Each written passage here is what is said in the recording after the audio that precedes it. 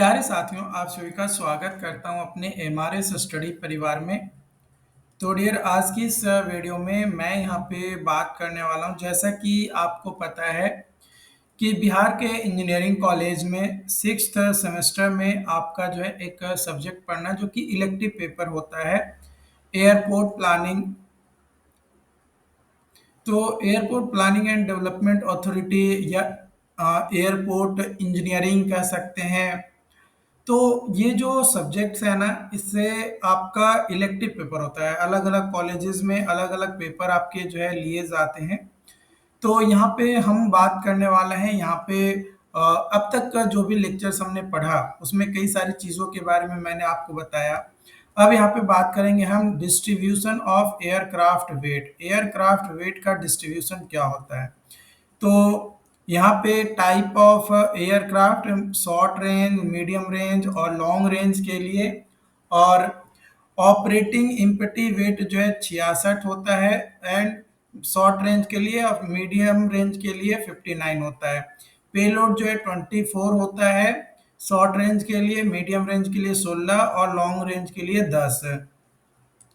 Trip fuel जो है short range के लिए 6, मीडियम रेंज के लिए 30 और लॉन्ग रेंज के लिए 40। फ्यूल रिजर्व जो है शॉर्ट रेंज के लिए 4, मीडियम रेंज के लिए 4 और लॉन्ग रेंज के लिए 6। तो टोटल 100 पार्ट्स में आपका जो है बन जाता है। व्हील अरेंजमेंट अगर बात किया जाए तो aircraft wheel configurations, thickness of runway, taxiway and apron, distribution of load on to ground, turning difficult for more weight in case of sharp curve. Sharp curve पे अगर वेट ज़्यादा है तो टर्निंग में दिक्कत होगा। स्टेबिलिटी जो कि डिपेंड करता है on the support system provided and also depends on the wheel configuration, है ना। व्हील कॉन्फ़िगरेशंस के ऊपर भी जो है डिपेंड करता है और कैसा सपोर्ट प्रोवाइड किया गया है सिस्टम को, उसके ऊपर भी जो है जो हमारा स्टेबिलिटी है वो आपका डिपेंड करता है। Maximum turning radius, minimum turn minimum turning radius है, मैक्सिमम नहीं, minimum turning radius. Minimum turning radius is a major factor which is required for design the turning curve between runway and taxiway। Runway और taxiway में कितना turning curve हमें provide करना है उसके लिए हम डिजाइन करते हैं कि मिनिमम टर्निंग रेडियस होना चाहिए। It can be determined by the following procedures. कई सारे प्रोसीजर्स होते हैं जिसके माध्यम से हम मिनिमम टर्निंग रेडियस जो है कैलकुलेट करते हैं। पहला प्रोसीजर्स है the line through the axis of nose gear when it is at its maximum angle of rotation is drawn. The maximum angle of rotation is specified by the manufactured and for a large turbojet जो कि 50 से 60 degree होता है। Another line through the axis of two main gears is then drawn। The intersection of the above two lines form करता है centre of rotation को। The line joining the center of rotation with tip of the further wing of the aircraft is known as minimum turning radius। Minimum turning radius हम कहते हैं कब, जो line join करता है centre of rotation with tip of further wing of the aircraft, उसको हम minimum turning radius कहते हैं। The path of nose gear and main gear is also be drawn. जो पाथ होता है नोज गियर और मेन गियर का उसको हम ड्रॉ करते हैं। Minimum circling radius, minimum circling radius, it is the minimum radius which is required an aircraft to encircle in the sky till the permission of landing granted। minimum circling radius affects the aircraft airport of the following manner। defines the minimum distance between two near by the airport For a large aircraft, it will be in kilometer, hence more distance is required between two airports. Adjustment of adjustments of timing of landing and takeoff, airports capacity जो कि decrease होता है with increase in air circle time, है ना। Air circle time के साथ जो airport capacity होता है वो क्या होता है, डिक्रीज करता है। Zoning laws related to height, zoning laws related to height of obstruction, height of obstruction से रिलेटेड होता है। Minimum circle radii, type of aircraft, देखो small general aviation aircraft under VFR यानी विजुअल फ्लाइट रूल्स कंडीशंस, उसमें minimum circle radius जो है in kilometre 1.6 होता है। विगर एयरक्राफ्ट से two piston engine under VFR condition 3.2 kilometre होता है। Piston engine aircraft under IFR instrument flight rules condition 13 kilometre होता है। Jet engine aircraft under IFR condition 80 kilometre होता है। कितना, 80 किलोमीटर जो है आपका होता है ना, 80 किलोमीटर होता है। अब हम बात करेंगे यहाँ पे एयरपोर्ट सर्वे के बारे में। एयरपोर्ट सर्वे के बारे में हम बात करेंगे।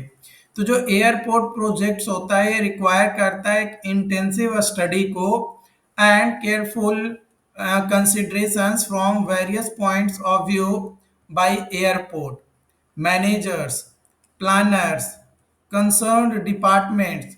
जो डाटा होता है and detail collected during preliminary surveys are properly analyzed and results of the detailed survey are accommodated in the recommendation, है ना, accommodated in the recommendation report of the proposed site of an airport। जो airport सर्वे होता है can be grouped in the following several categories: approach zone survey, drainage survey, meteorological survey, natural resource survey, soil survey, topographical survey and traffic survey। Objective यानी उद्देश्य अगर बात किया जाए airport सर्वे का, तो सबसे पहला उद्देश्य होता है इसका to select a suitable site for an airport, airport के लिए एक सुटेबल साइट को जो है सिलेक्ट करना। दूसरा होता है to provide data for design of runway, taxiway, aprons and terminals. तीसरा है to ensure safety, economy and efficiency in the construction and operation. Types of airport survey, तो सबसे पहला सर्वे है रिकॉग्निसेंस सर्वे। ये प्रिलिमिनरी सर्वे होता है किसी भी रीजन का। इसमें कलेक्ट करते हैं कुछ जनरल इंफॉर्मेशन जैसे topography, land use, soil type, population and accessibility to the city, meteorological data जैसे wind, fog, rainfall, obstruction in air space जैसे हिल्स, टावर्स, बिल्डिंग्स, ये सभी। प्रिलिमिनरी सर्वे ये कंडक्ट किया जाता है ऑन शॉर्ट लिस्टेड साइट, जो भी शॉर्ट लिस्टेड साइट होता है उसके ऊपर जो है हम प्रिलिमिनरी सर्वे करते हैं। इसमें हमारा टोपोग्राफिकल सर्वे में आता है contour mapping of site, soil survey जैसे bearing capacity and drainage condition, wind data, wind rose analysis for the runway orientation, hydrological survey जैसे surface water drainage, obstruction survey surrounding obstacles, approach zone clearance. Detailed survey क्या आता है, detailed सर्वे ये final सर्वे होता है on selection site, जो site हम select कर लिए हैं उसके लिए फाइनल सर्वे होता है। इसमें हम प्रिसाइज टोपोग्राफिकल सर्वे करते हैं ताकि टोटल स्टेशन का यूज करके या फिर GPS का यूज करके जियो टेक्निकल इन्वेस्टिगेशंस करते हैं जैसे soil test, CVR value for the pavement, land use and acquisition details, utilities survey जैसे वाटर, इलेक्ट्रिसिटी, फ्यूल रिक्वायरमेंट्स की ज़रूरत है कि नहीं है। इसके अलावा इन्वायरमेंटल सर्वे जिसमें noise, bird hazard, ecology, preparation of master plan and feasibility report. और फाइनली हम जो है एक मास्टर प्लान जो है प्रिपेयर करते हैं और फिजिबिलिटी रिपोर्ट भी जो है हम देते हैं कि भाई ऐसे ऐसे हम जो है यहाँ पे ये काम कर सकते हैं। Data collected in airport survey, कौन कौन सा डाटा कलेक्ट किया जाता है? तो मेट्रोलॉजिकल डाटा जिसमें wind velocity, direction, visibility, rainfall, fog, temperature. दूसरा आता है एयर ट्रैफिक डाटा जैसे forecast of passenger, cargo, aircraft movement. Topography and soil data जैसे slope, drainage, foundation condition. Obstruction data जैसे natural and man made structures in approach और take off path. Accessibility data जिसमें distance from city, road, rail, metro connectivity, ये सारी चीज़ें जो है check out किया जाता है। Importance of airport survey, importance of airport survey, तो ये इंश्योर करता है safe location and design of airport, reduce cost of construction by selecting economical site, provide basic for runway orientation, length and layout, help in environmental clearance and approvals। ये सारी चीजें जो है हम क्या करते हैं, पॉइंट्स को लेकर चला जाता है एयरपोर्ट सर्वे के लिए। Drawing to be prepared from the details of survey, जैसे ही हम डिटेल सर्वे पूरा कर लेते हैं तो हमें जो है ड्राइंग प्रिपेयर करने की जरूरत पड़ती है, जो कि कंडक्टेड किया जाता है at alternative sites. The most favourable site for the airport is selected and then following drawing are prepared. जब हमें पता चल जाता है कि फाइनली हमें ये एक साइट जो है सिलेक्ट करना है, जो कि साइट ए है, इसी को हमें जो है फाइनली सिलेक्ट करना है, तो उसके बाद हम ड्राइंग बनाते हैं जैसे drainage plan, grading plan, lighting plan, master plan, obstruction plan, paving plan, topographic plan. ये सारे ड्राइंग जो है अलग अलग हम बनाते हैं।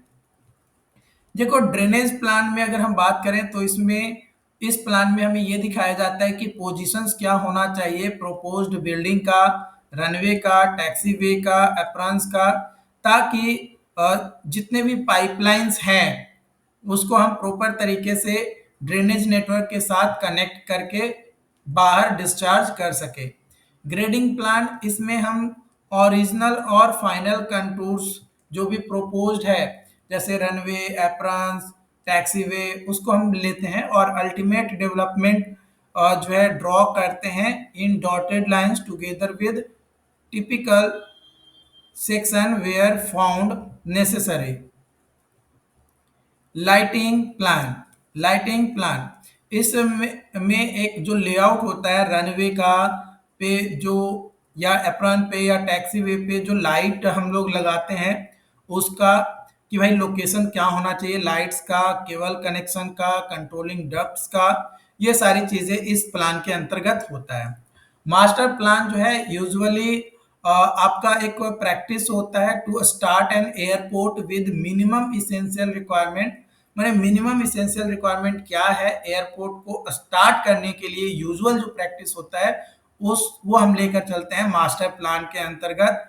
इसमें to go on developing the airport as demand of the air traffic increase, जैसे जैसे एयर ट्रैफिक इंक्रीज हो रहा है उसके हिसाब से किस तरीके से डेवलप होंगे वो चीजें जो है लिया जाता है।